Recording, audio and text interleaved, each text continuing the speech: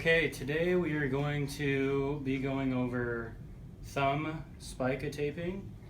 Thumb injuries are common in most athletic events, sports.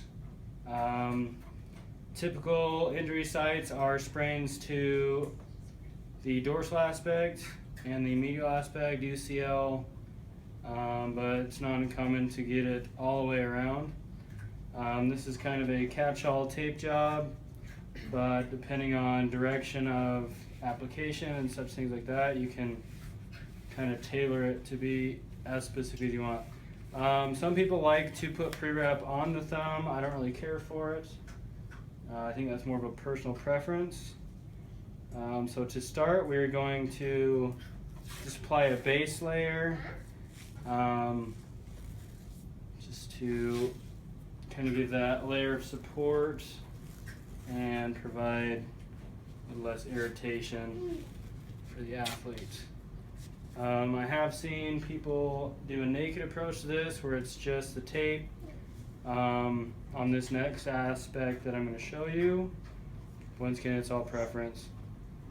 So you're going to have their fingers spread just like you would in a wrist tape job. Depending on the injury to the thumb, you can position it to a position of comfort or to avoid exceeding range of motion. And then you're just going to start on the medial or the anterior aspect, and then loosely apply that and have your cross right on the back of the knuckle of the MCP joint. And then we're going to go around 2 or 3 times. I like to do 3.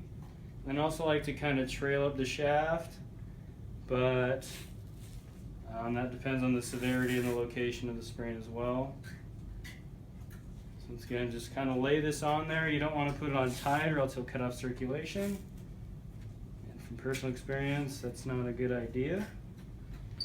Okay, now we can stop here, but it's best to provide maximal support. So we're going to put some C-strips on the back. So just start medial or anterior and move to posterior or the dorsal aspect, and kind of have these inch up by half lengths all the way up until you get to the webbing of the hand. Okay, and then you just lace it up with final layer so that these C-straps don't come undone right here.